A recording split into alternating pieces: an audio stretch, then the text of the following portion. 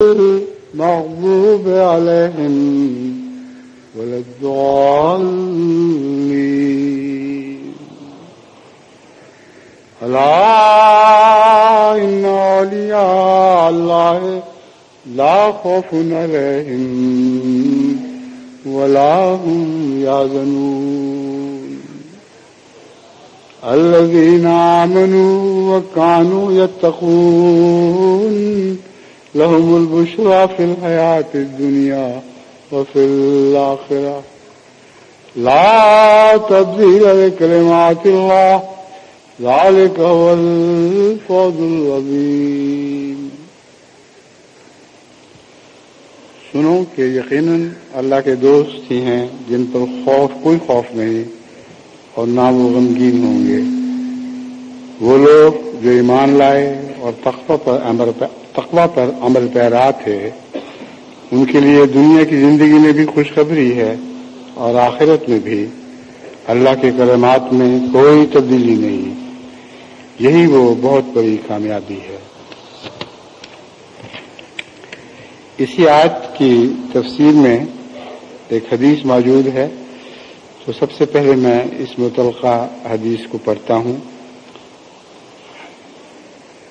اس کا ترجمہ کرتا ہوں کیونکہ اس سے پھر خطبے کا وقت بچے گا. حضرت ابو درداء رضی اللہ تعالیٰ عنہ سے روایت ہے، وہ کہتے ہیں کہ ان کے پاس ایک آدمی آیا اور اس نے کہا کہ اللہ تعالیٰ کی قول لہم البشریٰ فی الحیات الدنیا و فی الآخرہ کے بارے میں آپ کیا کہتے ہیں؟ اس پر انہوں نے جواب دیا کہ تو نے ایک ایسی چیز کے بارے میں پوچھا ہے جس کے بارے میں ایک شخص کے سوا کسی اور کو سوال کرتے ہوئے میں نے نہیں سنا. اور اس کو جواب دیتے ہوئے حضرت صلی اللہ علیہ وآلہ وسلم نے فرمایا تھا کہ اس دنیا میں ان کی بشرا ایسی سچی خوابیں ہیں جو ایک مسلمان خود دیکھتا ہے یا اس کی خاطر کسی اور کو دکھائی جاتی ہیں، اور آخرت میں ان کی بشرا جنت ہے. حضرت اقدس مسیح موعود علیہ الصلوۃ والسلام اسی تعلق میں فرماتے ہیں وہی لوگ ہیں جو ایمان لائے، یعنی اللہ اور رسول کے تابع ہو گئے اور پھر پرہیزگاری اختیار کی، ان کے لیے خدا تعالیٰ کی طرف سے اس دنیا کی زندگی اور نیز آخرت میں بشرا ہے. یعنی خدا تعالیٰ خواب اور الہام کے ذریعے سے اور نیز مکاشفات سے ان کو بشارتیں دیتا رہے گا. خدا تعالیٰ کے وعدوں میں تخلف نہیں، اور یہ بڑی کامیابی ہے جو ان کے لیے مقرر ہو گئی.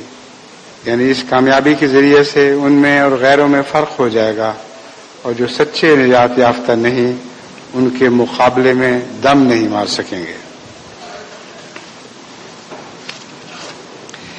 اسی تعلق میں حضرت اقدس مسیح موعود علیہ السلام فرماتے ہیں ان کے واسطے اسی دنیا میں بشارتیں نازل ہوتی ہیں، اور قرآن شریف میں اللہ تعالیٰ فرماتا ہے کہ جو لوگ اللہ تعالیٰ پر ایمان لاتے ہیں کہ وہی ہمارا رب ہے اور پھر اس ایمان پر استقامت دکھلاتے ہیں، اللہ تعالیٰ ان پر فرشتے نازل کرتا ہے جو ان کو تشفی دیتے ہیں کہ تم کو کوئی غم اور حزن نہیں پہنچے گا. خدا تعالیٰ کی شناخت کے واسطے یہ ایک بڑا طریق ہے کہ نشانات کا مشاہدہ کرایا جائے. جب ایک سلسلہ نشانات اور کرامات کو مدت دراز ہو جاتی ہے تو لوگ دہریہ مزاج ہو جاتے ہیں اور بیہودہ باتیں کرتے ہیں. پھر براہین احمدیہ حصہ سوم میں حضور علیہ السلام فرماتے ہیں ان کو اسی زندگی میں بشارتیں ملیں گی، یعنی وہ خدا سے نور الہام کا پائیں گے اور بشارتیں سنیں گے جن میں ان کی بہتری اور مدح اور ثنا ہوگی، اور خدا کی ان سچائیوں کو روشن کرے گا. خدا نے جو وعدہ کیا ہے وہ سب پورا ہوگا اور کسی نوع کی تبدیلی واقع نہیں ہوگی. یہی سعادت عظمیٰ ہے کہ جو ان لوگوں کو ملتی ہے کہ جو محمد مصطفیٰ صلی اللہ علیہ وسلم پر ایمان لائے.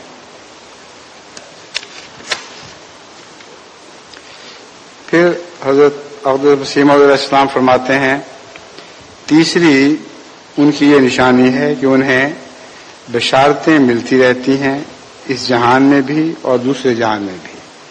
خدا تعالیٰ کا ان کی نسبت عہد ہے جو ٹل نہیں سکتا، اور یہی پیار اور درجہ ہے جو انہیں ملا ہوا ہے، یعنی مکالمہ الہیہ اور رویائے صالحہ سے خدا تعالیٰ کے خصوص بندوں کو جو اس کے ولی ہیں ضرور حصہ ملتا ہے، اور ان کی ولایت کا بھاری نشان یہی ہے کہ مکالمات و مخاطبات الہیہ سے مشرف ہوں۔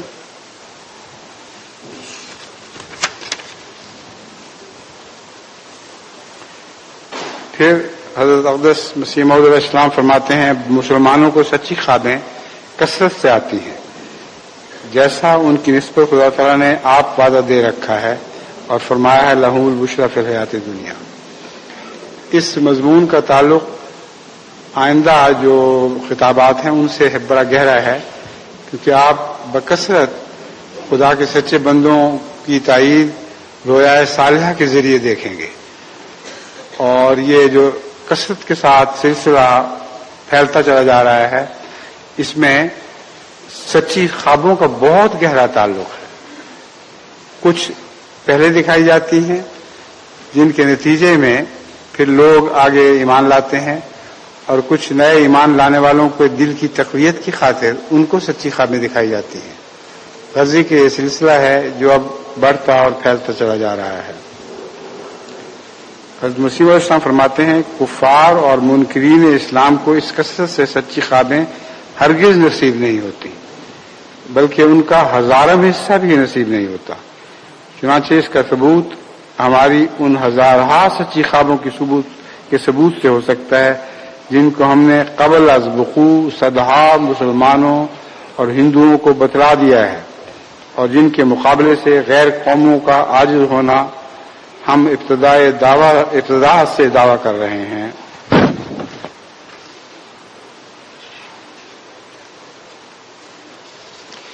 یہی مضمون ہے جس کو حضرت مسیح موعود علیہ السلام نے مختلف رنگ میں آگے بڑھایا ہے، اور آج کے خطبے میں چونکہ اس کا مرکزی حصہ بیان ہو گیا ہے، اس لیے میں سمجھتا ہوں کہ اس کو بار بار دہرانے کی ضرورت نہیں۔ اب مختصراً میں آج کے جمعے پہ آنے والے مہمانوں کو بھی اور میزبانوں کو بھی ان کی ذمہ داریوں سے آگاہ کرنا چاہتا ہوں۔ اس کے بعد انشاءاللہ پھر یہ جمعہ برخاست ہوگا، پھر انشاءاللہ ہم افتتاحی اجلاس کے لیے پھر اکٹھے ہوں گے۔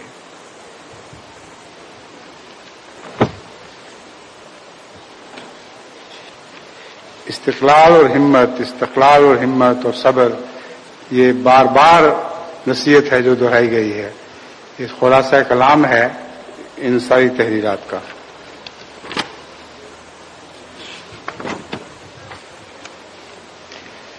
ضمناً میں ایک بات یہ بھی بیان کرنا چاہتا ہوں کہ گو خطبات میں شہداء کے ذکر کا سلسلہ تو بند ہو گیا تھا، یعنی خطبات میں نے جن کا ذکر کر دیا وہ اسی پر اکتفا ہونی چاہیے تھی، لیکن بعد کے بعض ایسے واقعات علم میں آئے جن کے متعلق مجھے افسوس ہوا کہ پہلے کیوں مجھے نہیں بتائے گئے۔ وہ ایسے عظیم الشان واقعات ہیں جن کو ضرور خطبات میں داخل کرنا چاہیے تھا، لیکن پتہ نہیں کیوں کس بے ہوشی کے عالم میں ان کے عزیز بیٹھے رہے اور وقت پر مطلع نہ کیا۔ اس لیے اب میں نے سوچا ہے کہ وہ اس لائق تو بہرحال نہیں ہے کہ یہ جو مضمون اکٹھا چھپے گا اس سے الگ رہیں۔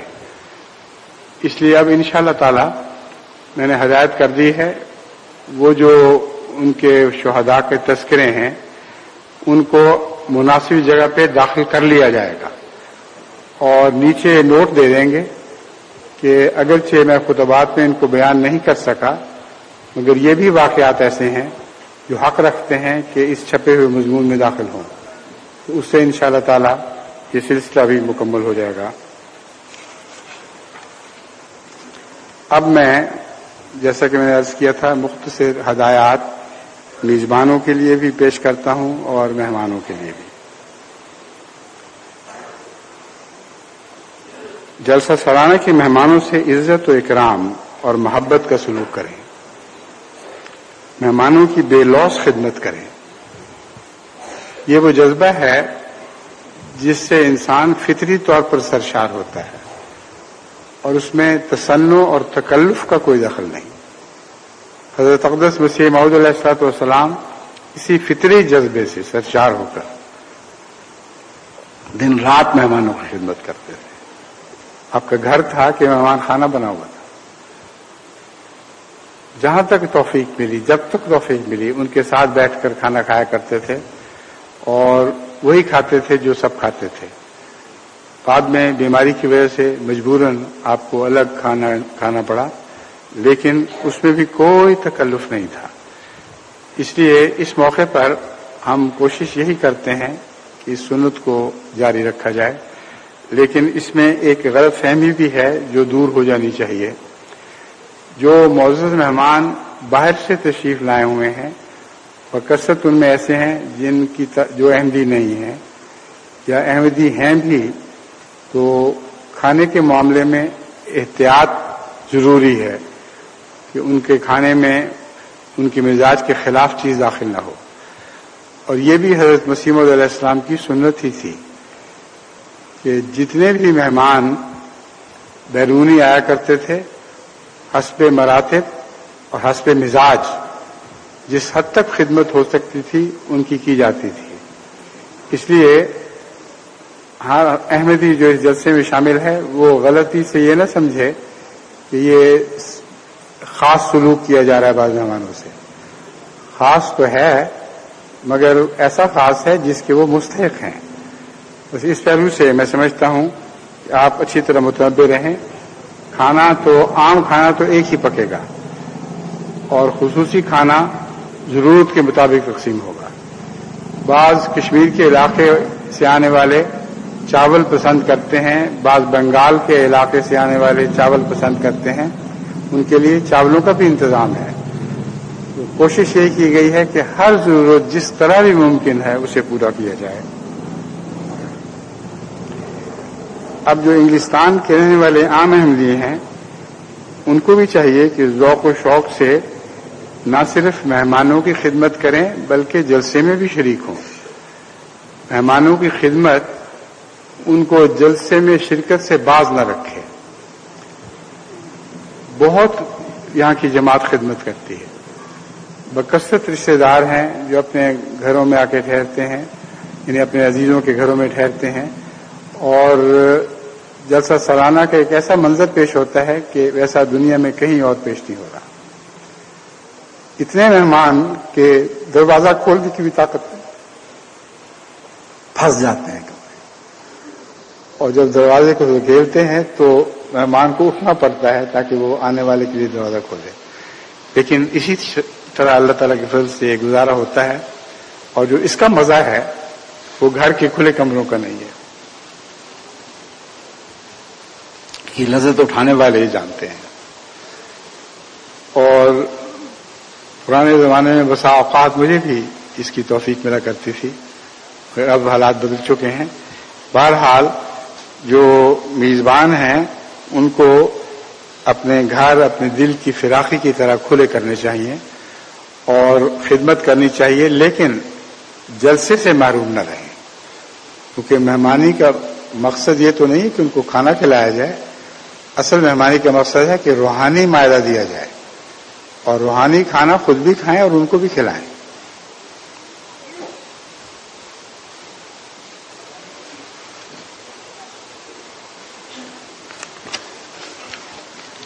میزبانوں اور مہمانوں کے لیے عمومی نصیحتیں: ذکر الہی اور درود شریف پڑھنے میں اپنا وقت گزاریں اور التزام کے ساتھ نماز باجماعت کی پابندی کریں. فضول گفتگو سے اجتناب کریں. باہمی گفتگو میں دھیما پن ہو اور وقار ہو. تلخ گفتگو آپ کو بھی تکلیف دیتی ہے اور جس دل پر جا کے پڑتی ہے اس کو بھی تکلیف دیتی ہے. بس یاد رکھیں کہ دل سے تلخی کو نہ اٹھنے دیں. اگر ہے اور مجبوری ہے اس کو دبا جائیں. خدا کی خاطر صبر اختیار کریں تو اس سے انشاءاللہ آپ بھی پاک صاف رہیں گے اور آپ کا ماحول بھی پاک صاف رہے گا۔ جلسہ کی کارروائی وقار کے ساتھ سننی چاہیے۔ نعروں پر کنٹرول ضروری ہے۔ اس دفعہ تو میں نے بہت غور کے بعد یہ فیصلہ کیا ہے کہ وہ جو پرانا رواج تھا، نعرہ ہے تکبیر ایک طرف سے بلند ہوتا تھا، ایک آدمی کہتا تھا نعرہ تکبیر اور دوسرے کہتے تھے اللہ اکبر، تو میں نے غور کیا ہے نہ یہ رواج رسول اللہ صلی اللہ علیہ وسلم کے زمانے میں تھا اور نہ حضرت مسیح موعود علیہ الصلوۃ والسلام کے زمانے سے ثابت ہے۔ میں نے بڑے غور سے رجسٹر روایات کا اول سے آخر تک مطالعہ کیا ہے، ایک بھی مجھے شہادت نہیں ملی کہ حضرت مسیح موعود علیہ الصلوۃ والسلام کے زمانے میں ایک طرف سے ایک اٹھ کے کہا کرتا تھا نعرہ تکبیر اور دوسری طرف سے آواز آتی تھی اللہ اکبر۔ اللہ اکبر کی آواز تو آ جاتی تھی مگر کبھی کبھی سی دلوں سے اٹھتی ہے آواز، جب ایک انسان مجبور ہو جائے تو کہہ دیتا ہے اللہ اکبر اللہ اکبر۔ تو اللہ اکبر کے بغیر تو ہماری زندگی کوئی نہیں، اس لیے اللہ اکبر کی آوازیں جہاں تک ممکن ہو دبی زبان سے بلند کیا کریں۔ اگر بے اختیار ہو کر اللہ اکبر کی آواز بلند بھی ہو جائے تو اس پہ کوئی شکوہ نہیں ہے۔ منتظمین جلسہ کی اطاعت ضروری ہے اور اس اطاعت میں تعاون ہو، تلخی کی اطاعت نہ ہو کہ منہ بسور کے ہم اطاعت تو کر رہے ہیں بس ٹھیک ہے مجبوری ہے۔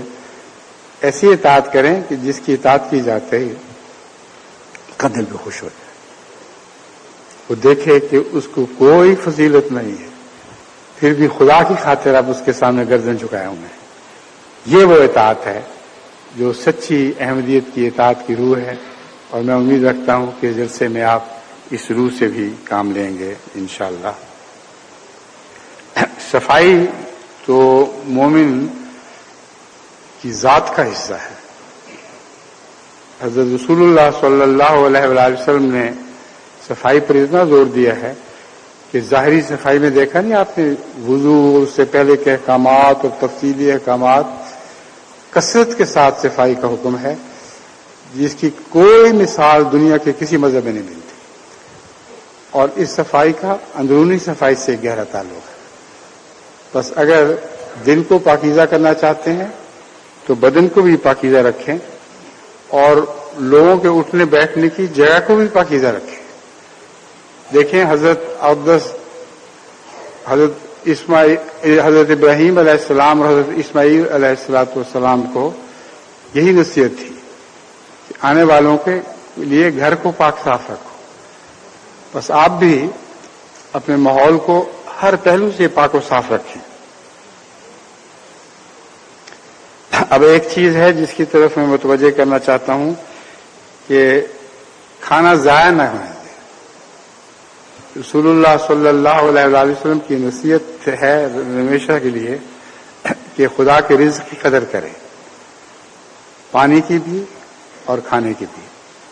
میں نے بارہا سمجھانے کی کوشش کی ہے کہ اگر انگلستان میں یہ بات جاری ہو چکی ہوتی، پانی کا ضیاع نہ ہوتا اور کھانے کا ضیاع نہ ہوتا، تو جو اس وقت پانی اور کھانے پر خرچ ہو رہا ہے اس کے باوجود پولوشن سے نجات نہیں مل رہی، اس سے بہت کم خرچ پہ 10ویں حصے پانی کے خرچ پر اور 10ویں حصے غذا پر ہمارے ہندوستان کے رہنے والے بہت اعلیٰ درجے کا گزارا کر سکتے تھے، مگر ان کو وہ رسول نصیب نہیں جو ہمارا رسول ہے۔ اللہم صلی علی محمد وعلی آل محمد وسلم۔ کھانے کی مارکیوں میں کھانے کے بعد ایسے برتن ڈسٹ بن میں ڈالے جاتے ہیں جو استعمال ہو چکے ہوں اور ان کو دوبارہ استعمال میں نہیں لایا جاتا، نہ وہ اس غرض سے بنائے گئے ہیں۔ اس صورت میں میں نہیں جانتا منتظمین کیا فیصلہ کرتے ہیں۔ اگر وہ یہ پسند کریں کہ وہ خود ہی برتن اٹھا کر ڈسٹ بن میں ڈالیں تو یہی ٹھیک ہے، اور اگر وہ سمجھیں کہ مہمان خود اپنے برتن ڈسٹ بن میں ڈالیں تو ان کی ہدایت پر عمل کریں. غض بصر اور پردہ کا خیال رکھیں. بعض خواتین جو کسی وجہ سے چہرہ نہیں ڈھانکتی، ان کا لباس اور انداز بھی ان کے لیے پردہ کا کام کرتا ہے. بعض عورتیں جو چہرہ نہ ڈھانک سکیں، ان کے لیے یہ جائز نہیں کہ سرخی پاؤڈر لگا کر اور بناؤ سنگھار کر کے سر عام پھریں. بس اس بارے میں ہمیشہ میں نصیحت کرتا ہوں اور پھر اس کو دوبارہ دہرا رہا ہوں کہ جب ایسی خواتین پر نظر پڑتی ہے تو بہتر یہی ہے کہ خواتین سے کہیں کہ وہ ان کو مل کر سمجھائیں. مرد کا پھر عورت کو مخاطب کر کے سمجھانا جائز نہیں ہے. اور اس ضمن میں یہاں کی لجنا کا کام ہے دراصل کہ ایسی خواتین جو کہ پردہ بھی ہیں اور بناؤ سنگھار بھی بہت کھلا کیا ہوا ہے، ان میں سے بہت سی ہیں جو غیر احمدی ہوتی ہیں اور اس کی وجہ سے آنے والوں کو فرق تو پتہ نہیں چلتا. وہ کہتے ہیں یہ ہے احمدیوں کا پردہ، اور واپس جا کے پھر مجھے خط ملتے ہیں کہ ہم نے ایسی عورتیں دیکھی. احمدی بھی ہوں گی ان میں، لیکن یہ لجنا کا کام ہے. وہ پیار اور محبت سے ان کو سمجھائیں. تو امید ہے انشاءاللہ تعالی اس سے ہر قسم کے مہمانوں کو بھی فائدہ ہوگا اور میزبانوں کو بھی.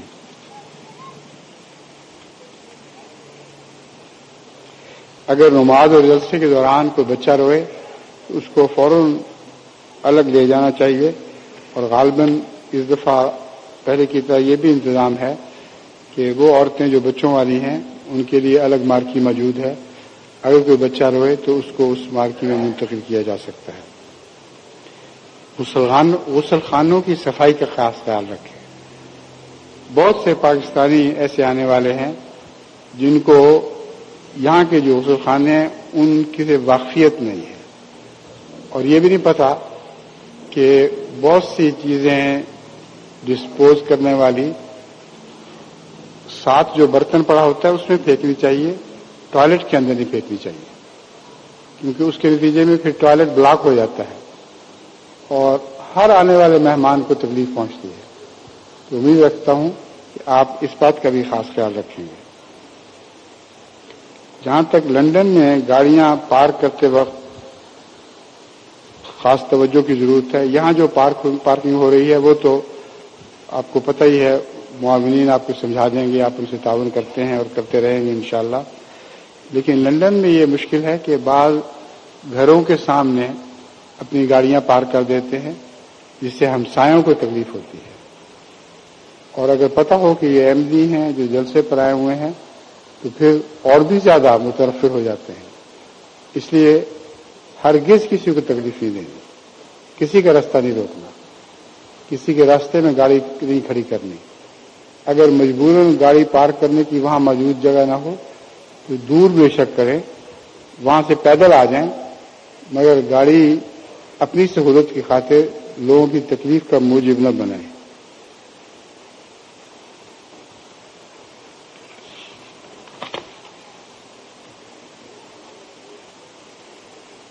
مہمانان کرام کو اس بات کا خیال رکھنا چاہیے کہ غیر ممالک سے، یعنی اور باتوں کے علاوہ اس کا بھی خیال رکھنا چاہیے کہ غیر ممالک سے آنے والوں کی تعداد عموماً 5-6 ہزار ہوا کرتی ہے، لیکن اطلاعات کے مطابق اس سال صرف جرمنی ہی سے آنے والوں کی تعداد 6,000 کے قریب بتائی جا رہی ہے.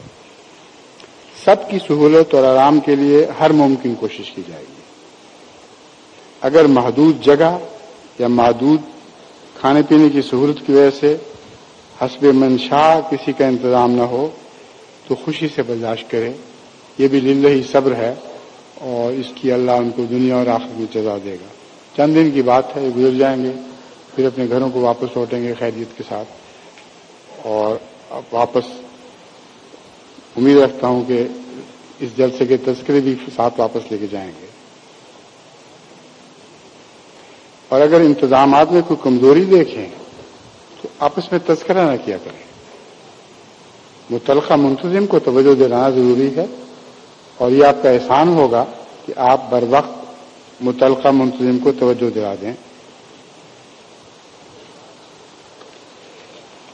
جو احباب جلسے کا ویزا لے کر آتے ہیں اور جلسے کے تعلق میں ان کو حکومت کی طرف سے ویزا دیا جاتا ہے، یعنی برٹش گورنمنٹ کی طرف سے، وہ یاد رکھیں کہ اس میں کوئی دھوکہ جائز نہیں۔ بعض کہتے ہیں ہم نے تو کہا ہی نہیں تھا جلسے کا، انہوں نے خود ہی دے دیا، یہ غلط ہے، یہ صرف بہانہ سازی ہے۔ جلسے کے دنوں میں ان کو پتہ ہے کہ جلسے کی خاطر لوگ آتے ہیں اور ان کا واپس جانا ضروری ہے، تو اس ہجرت کا تو کوئی معنی نہیں ہے۔ یہ ہجرت نہیں بلکہ گناہ ہے کہ روزی کمانے کی خاطر، دوسری ضرورتوں کی خاطر آپ حکومت کے فائدوں، حکومت سے استفادہ کرتے وقت حکومت کی اپنی ضرورتوں کو نظر انداز کریں۔ میں امید رکھتا ہوں کہ ایک بھی ایسا واقعہ نہیں ہونا چاہیے، ایک بھی نہیں ہونا چاہیے۔ واپس جاتے ہیں، واپس جائیں اور پھر اللہ سے دعا مانگیں تو اللہ تعالیٰ آپ کے لیے پھر کوئی بہتر صورت بنا دے گا انشاءاللہ تعالیٰ۔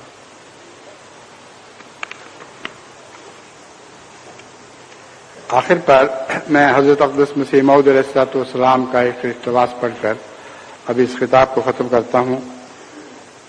حضور فرماتے ہیں، ہر یک صاحب جو اس للہی جلسے کے لیے سفر اختیار کریں، خدا تعالیٰ ان کے ساتھ ہو اور ان کو اجر عظیم بخشے اور ان پر رحم کرے اور ان کی مشکلات اور اضطراب کے حالات ان پر آسان کر دے اور ان کے ہم و غم دور فرمائے اور ان کو ہر یک تکلیف سے مخلصی عنایت کرے اور ان کی مرادات کی راہیں ان پر کھول دے اور روز آخرت میں اپنے ان بندوں کے ساتھ ان کو اٹھاوے جن پر اس کا فضل و رحم ہے، تا اختتام سفر ان کے بعد ان کا خلیفہ ہو۔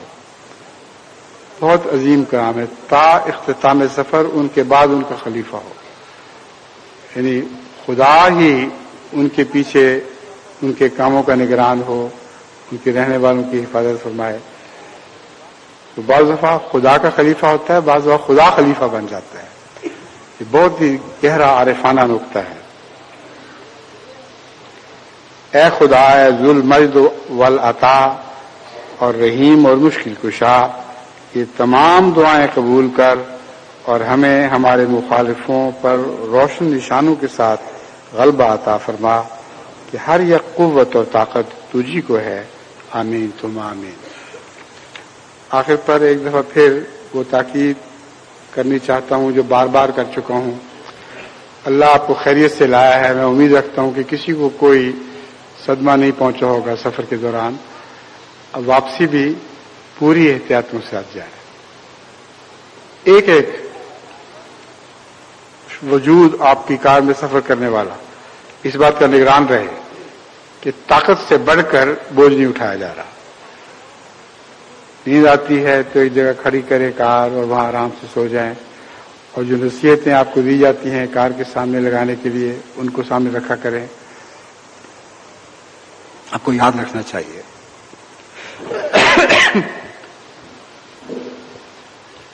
مجھے آپ سے سچی محبت ہے، میرا خدا گواہ ہے کہ مجھے آپ سے سچی محبت ہے، یہ یقین سے کہہ سکتا ہوں۔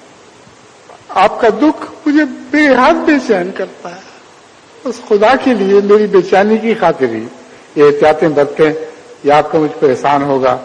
اس کے ساتھ اب میں اس خطبے کو ختم کرتا ہوں اور اب نماز کے لیے ہم اکٹھے ہوتے ہیں۔